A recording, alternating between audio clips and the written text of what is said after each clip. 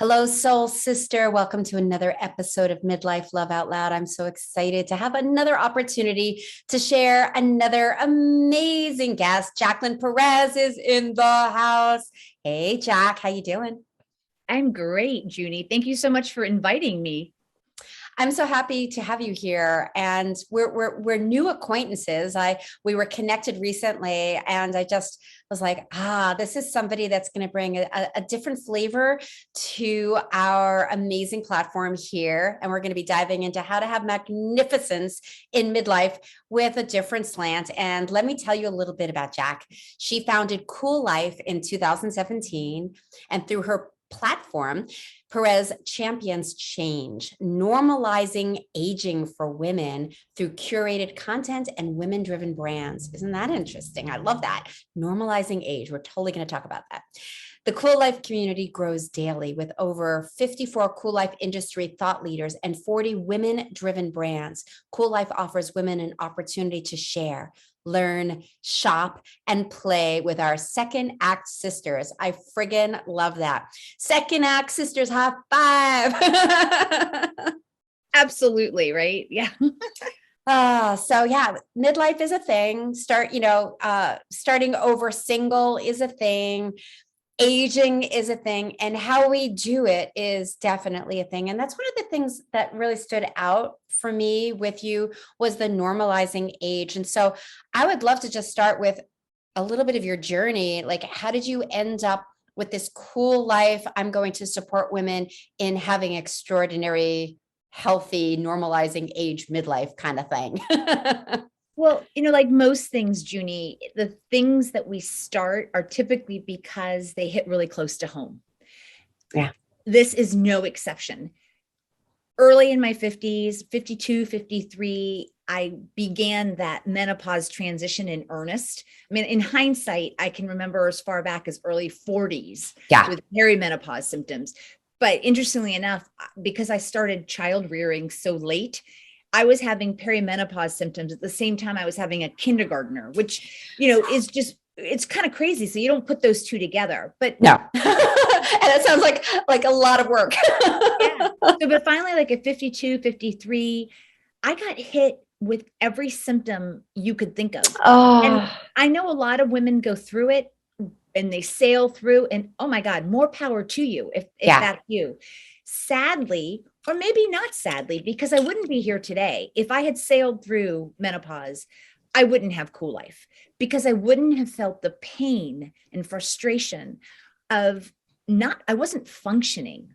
I wasn't a functional human being. So the thing is, though, we're 52 or 53, we're not dropping dead, hopefully, anytime soon. Yeah. So we have an entire lifespan that we didn't used to have, right? Because in the early 1900s, the average lifespan of a white woman was like 51. Yeah. Now we have an entire other lifespan available to us, So true. right? That just Yeah. wasn't what hasn't been there. So in so many ways, this cohort of women, the baby boomers, the Gen Xers, and even to some extent the elder millennials who are now entering that Yeah. 40 plus space, it is really upon us to define this whole new section of life that was not available. And honestly, Junie, I believe that there is a huge chasm between mini skirts and depends, adult diapers, right? I'm sorry, I got to take that one in. Yeah, there's a little bit of a gap there. Right? So why is it that when I watch television, or why is it that when I go through a magazine, the only ads I see targeted to our demographic are for food supplements, bladder incontinence? I'm like, Yeah, and what is the message we're getting about this stage of life? right. And I mean, even some of the women that I know that are potentially changing jobs or getting let go of jobs, well, who's going to want me now because I'm older? There's this message that we're losing our value, and it's supported all across the media, Oh, and yeah. it's ingrained in us. Oh my God. So even as even now I realize how young I was, but at the Oh, yeah. time, right? Because it's all perspective. Yeah. But I left a marriage when I was 40, and I remember thinking, well, who's going to want me now? I'm 40. Yeah. I'm too old. I'm all washed up. Turns out that luckily that wasn't true, but but yeah, the messages that we get are that, once we lose our biological imperative, we're not really worth much anymore. Yeah. Yeah. And Yeah. I don't see women that look like me in the clothes that I wear. I don't see women who look like me, in bikinis on the beach. Why? I mean, I wear a bikini on the beach. Why? Like I said, there's a huge chasm between mini skirts and adult diapers. And that is the space that I believe women like myself and you and many of us that are playing in the space, that it's upon us to define this new space in life for the Love young it. that are coming up, right? Absolutely. And we have our work cut out for us, not only for us to undo and unwind some of the beliefs we've picked up along the way. Social media is impacting us constantly. We're constantly bombarded now, especially the younger generation, with what beauty looks like, how you're supposed to present yourself. And so that I personally think they are having even more of a challenge than ever of the compare and despair. So for us to be the role models for them, yes. And for us to be able to put a stake in the ground and say, wait a second, I don't have to buy into this bullshit of I have to look a certain way or I've lost my value. Yeah. Yeah. And that's why I really wanted you on the show, because there is something to be said about shifting the paradigm. We have so many more years, God is willing, that we can enjoy, and how to make the best of it. And we're not going to make the best of it if we look in the mirror and go, oh, I'm so old and who's going to want me? 100%. And that is actually, interestingly enough, I mean, I find it interesting that you just said that, because that is what I was facing literally and figuratively when I was going through this transition and dealing with anxiety. I had gained 30 pounds. I couldn't regulate my emotions. I couldn't function. Yeah. I couldn't function. And I'm like, I can't be adding value to the world if I'm a total and complete wreck. And what happened was, the more, the more I sat in it, the less I liked myself. The less I liked myself, the more invisible I became. And I did it to myself in some ways. So, I mean, I'm not saying that ageism isn't real. I'm not saying we don't live in a Right. highly youth-centric culture. True. A lot of Western culture is very youth-centric, but we're not doing ourselves any favors when we do it to ourselves as well. And ageism is one of those things that we are one of the worst culprits of practicing against ourselves. And so we got to stop. Yes, we have to stop. And yes, so much gold there. We've been programmed, we're conditioned, and we continually get bombarded with these messages. I know that's something that I really struggled with. In fact, when you were talking about leaving your husband, I remember, well, you said, who's going to want me? I remember this moment. It was my choice to leave. It was a dysfunctional marriage. And after hitting 200 pounds, eating over my emotions, not knowing how to handle my insecurities and fears, I found the path that I'm on now. And that's why I do the work that I do, the shadow work, and helping people break through those beliefs. But when I was in that marriage, I had all of those beliefs running me, eating a ton of food, feeling like crap, feeling like I didn't have any value. But then I took my power back and I broke through those limiting beliefs. And I remember this moment. I'll never forget it. He said something, I don't remember in what context, but basically the marriage was ending. And he said to me, no one is going to love you the way I love you. And in that moment, I didn't feel fear. I would have years before that if I hadn't known. Well, I did that. If I hadn't done the work and I'd reclaimed my value in that moment, I just looked and like, well, if this is what love looks like, that's okay with me.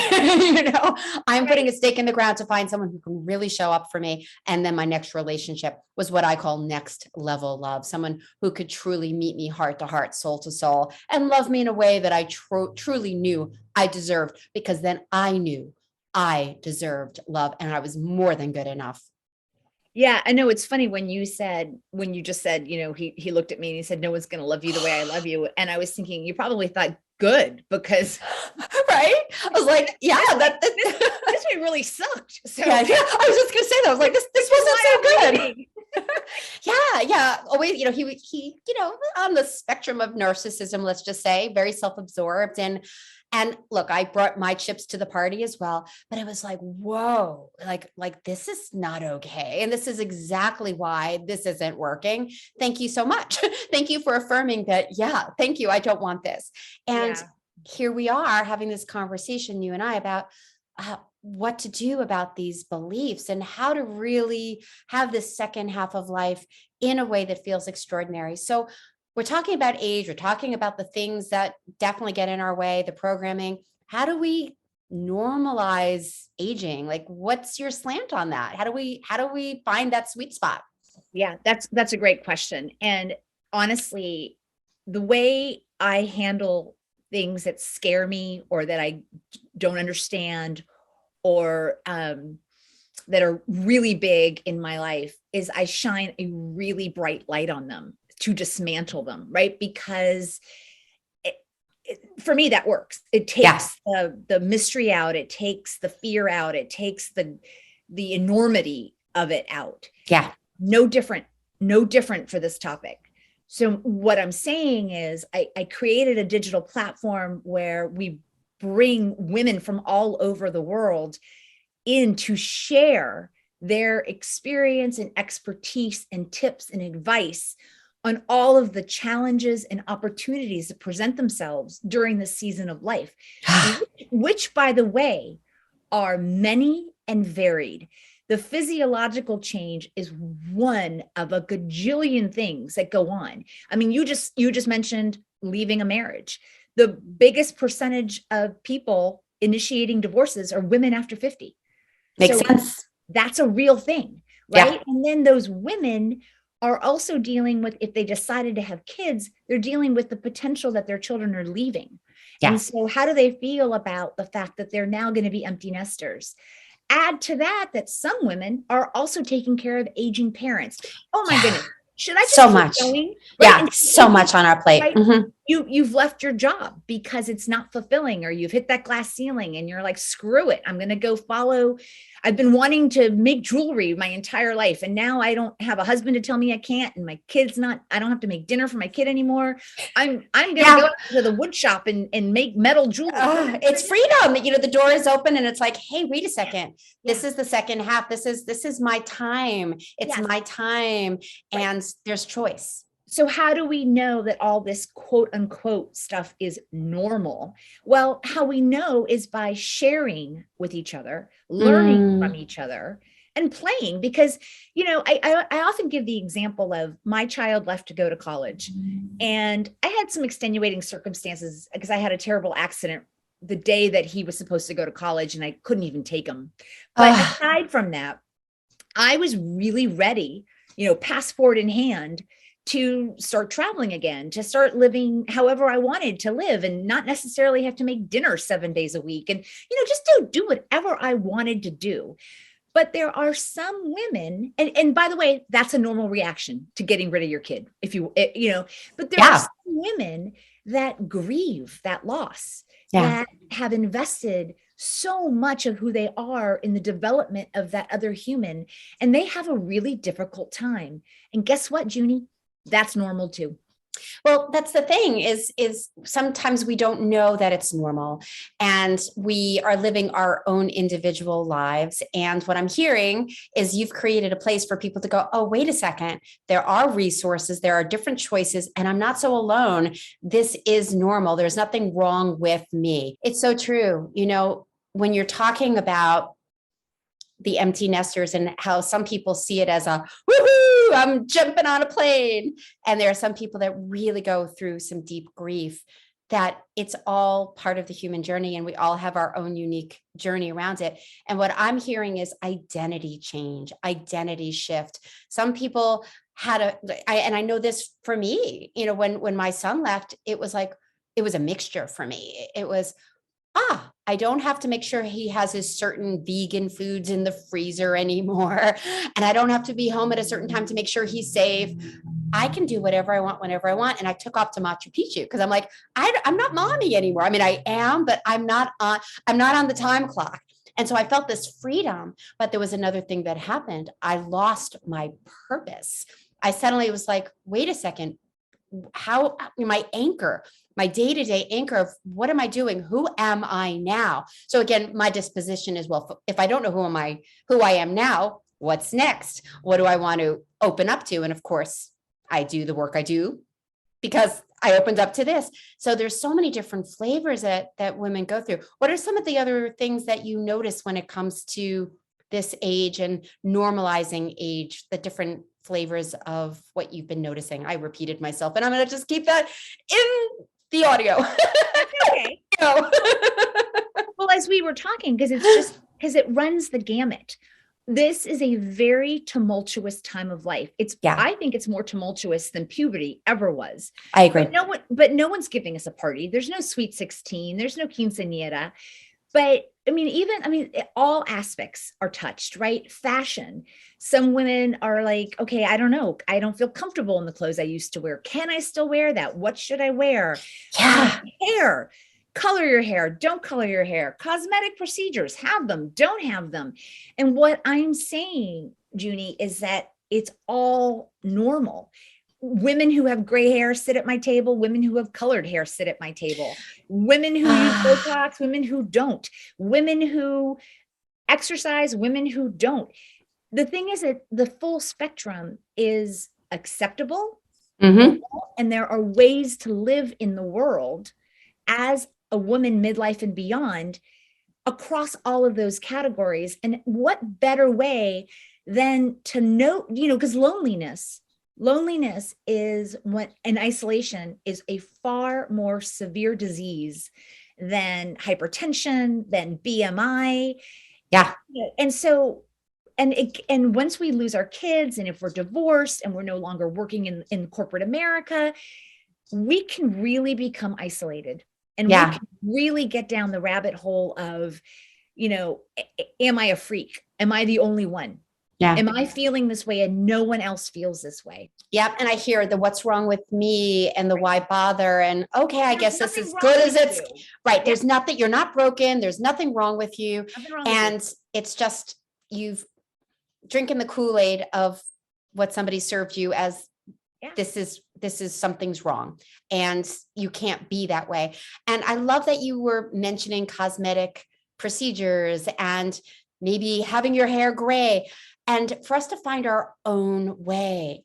Yeah. And not, and from the inside out, not from because other people are telling us this is how you do it. This is how you should be, but to actually embrace this next chapter in a way that goes, you know what, this is who I am. But a lot of times women are really down that rabbit hole and they really don't know how to get out. So I actually would love for you to just share a little bit about your platform. I usually actually don't do that. I usually want to give more specific content, but I'd love for you to talk about your platform because I think there's so much about what you're offering and this topic that they go beautifully together. So tell us a little bit more about why someone should check this out. Cause I'm checking it out because I still bump up against these edges for sure.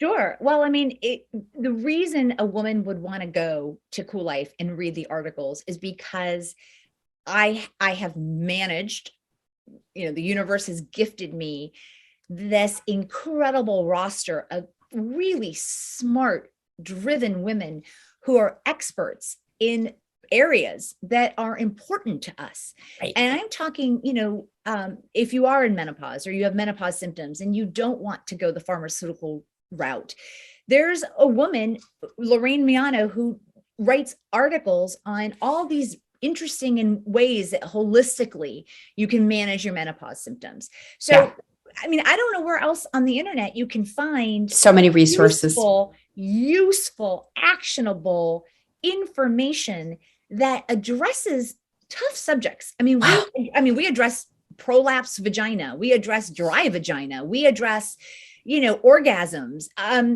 We talk about it all. Yeah. We love it. them in a kind and an empowering and an inclusive way. No shame, no guilt, and that's what I was just going to say is we're taking the shame off. We're peeling, we're pulling back the curtains and saying, yeah, my vagina does have some dryness and I'm scared to date again.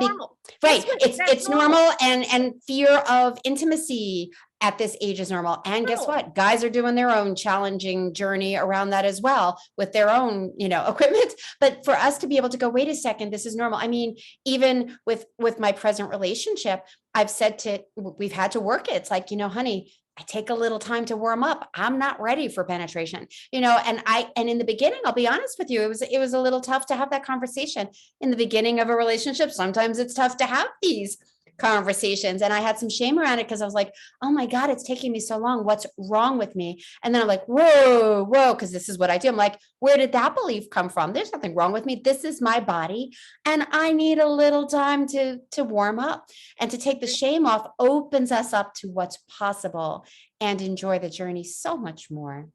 100%.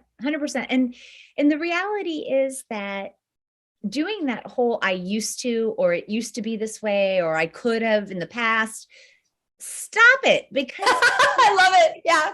Not the past. Right. We're here now. This is our reality now. And what choices do we want to make? Conscious choices now, and to stay awake. Because what I'm hearing is these resources will go in different directions. And so maybe you want to research alternative ways to deal with menopause. Maybe you're just fine doing the identical hormones, whatever it is. Let's take the shame off and do it consciously with, like our choices consciously. Because that's one of the things I really encourage people to do is ask the questions of, am I happy with where I'm at? And is there something else I'd like to know? Is there some other resource that I really should be looking into? And look, I researched you. I have you on my podcast because I think you're just a rock star. And I truly am excited to dive deeper, especially in the orgasm category, because I'm watching Sex, Love, and Goop. Have you watched that yet? I have not. What's it is so well done. It's on Netflix. Okay. It's a six-part series, I think, with Gwyneth Paltrow. Okay. Excellent. And it's just talking about, it's couples and sex and all the different stages of life and all the different types of sex. And again, taking the shame off, and how do we connect to our truth and our pleasure without feeling like something is wrong with us? So these are the things that we need to bring out of the closet and air out, so we're not afraid to be us. But I want to add something to that, because one of the reasons that I put this platform together, and one of the reasons I invite women to participate, all kinds of women from all over the globe, because I want the varied perspectives. I want the different cultures. I want the woman who is going gray. I want the woman who doesn't want to go gray. Yeah. Because what I want for all of us to realize is that we as women have got to empower one another and not shame each other, and not try to make our sister to the left and our sister to the right age the way we're doing it. And we can't criticize women for doing what they want to do, because all we're doing is adding fuel to that stupid fire. And divisiveness is exactly what, quote, they want. Because if they keep us divided, if they keep us quarreling, then we're too busy. And we're too busy like snapping at each other, and we can't join forces. And the reality is, Junie, if you take all the baby boomer women and all the Gen X women, and then the elder millennials that are entering this midlife space, and you put us all together, and you put our collective power together and our voice together, and all the money and the purchasing power that we have, and the fact that we make 85 to 90% of the purchasing decisions in every household. Yes. Guess what? We've got power. We're going to be noticed, and we're going to get what we want. Yes. So, stop sniping at each other, because that's just a distraction. And that is not going to change the paradigm. If that's not going to help us get the sea change. And I don't know about you, but I want to be sexy and hot and visible and turn heads when I'm 60, 70, and 80. And I plan on it, by the way. Yes. And we all can have it if we stick together. Yes. Yes. And in all shapes and all sizes, Yeah. being you, because at the end of the day, it's about your radiance. It's about shining your truth. And if what's between your ears are saying, oh, I'm not sexy, or who's going to want me, or my thighs are too big, or my boobs are too low, that is going to show. And that's certainly, you're certainly going to feel it, let alone not be able to be in your full radiance. And as women are starting over in love and in relationships, we want to be shining our true selves. So, I'm like, I just like, woo, I want to have the picket signs. Yes, we're in it together. You know, I have a year-long program called Midlife Love Out Loud. Excuse me, Midlife Love Mastery. That's the podcast. And when we start together, there's so much that I talk about when it comes to queen killing and the rising tide that lifts all boats. And we've been hurt by women. We've been hurt by these kids on the playgrounds and our mothers' shame that they gave to us because they were given to it. And this is a reclamation. This is our time to say no more and to live with that fullness. And it takes some time. It takes noticing that you're not feeling great. It takes noticing that there's something that's off, and then going to your platform to go, well, I'm feeling this. I need to find an article to support this, or help me learn more about this. I'm like, really, I'm like, oh, if you could see me on the video, I'm just like, woo, because it's so inspirational. You are doing a bit of a dance. It's good. I mean, because that's what it's about. I mean, it's exciting. I live this every day, and I don't get tired of it. I mean, because it's hard to get tired. It's my life. Yeah. It's your life. Yeah. I mean, if we're not advocating for ourselves, then, what's the point? Right? Yeah. And what I also know about you, and we weren't able to touch upon everything, but I know you live a full life, and you're a traveler, and you're a manifester, and there's nothing in your way. And that's the thing, is there's nothing in any of our ways if we choose to stay awake. And if there is something that's slowing us down, it's like, let's look at that and let's really question, like, is that really real? Because circumstances are circumstances, but what's inside of us is what matters. And what I'm hearing from you is it is time to take back that truth and to support each other to rise up into our greatest expressions. And that is just, I knew you had to be on this show. I knew you had to be on this show. So I know you have a resource that you want to share, 8 ways to make the most of your midlife. You want to share a little bit about what that is, and it will be in the show notes for you guys, the link to grab it. What is it? Yeah, it's an ebook, and it just highlights some simple, probably things you already know, is my guess. It's not any it's not rocket science, but sometimes even the most obvious things that we know, we need a little help reminding ourselves. Yep. And there's some nuggets in there and some ways to potentially pursue some of the things that you already know that you're either should be doing or you're doing it, but maybe you can be doing it a little bit differently or enhancing what you're already doing. So like I said, it's not rocket science. It's pretty simple, but I know, I mean, if you're like me, then sometimes you need a primer and a reminder, because I can get mired in the day-to-day crap and forget some of the nuances that seem kind of obvious when you read them. You're like, oh, well, of course, but then why wasn't I doing that? So hopefully this will be just a little nudge for your audience to take better care of themselves and to realize that this is the best season of life. And from what I can tell, as I speak to women who are in their 60s and their 70s and their 80s, that we have nothing to fear and we have everything to look forward to, because it's a great ride. Love it. Love it. And I totally agree. It's like, as I'm approaching 60, I'm not scared. I'm not worried. I'm seeing who's walked before me. And I just see it like a fine wine. My mother's in her early 80s. I mean, she's having the best time of her life. I mean, granted, she has some health things that she's dealing with, but with a positive attitude. And every day when we speak in the morning, I'm like, how you doing? I'm wonderful. I'm looking forward to bridge today. And it's a beautiful day out. And she's loving her life and has amazing people in her life. So I love this resource. We all need the reminders. And we need to look at who we surround ourselves with too, because those mirrors are really helpful to continue to walk the walk that we so deserve in this midlife. So beautiful. I love your message. Thank you so much for your time. Total rock star. Really, Jack. Thank you so much for your time. Thank you, Junie. It was a pleasure and a lot of fun. And you're just a lot of fun to hang out with. So anytime. Yes. I can't wait to meet you. All right, soul sister, that is our episode for today. I know you got a ton out of this. I know I did. I'm like, I have another one to record, but I'm like, I'm going to dance in between. And I'm like so inspired. You really were so inspirational. So I'm sure you're doing a little jiggity jig as well. And if you haven't subscribed to either the YouTube station or the Apple station, please do like, subscribe, share it with your other soul sisters that are on this midlife journey. This episode, this resource of Kuel Life, I mean, seriously, let's let other people know, because we all need those reminders and these articles to help us know that there's nothing wrong with us and that we really can shine and have extraordinary second half of life. All right, see you next week. Mwah.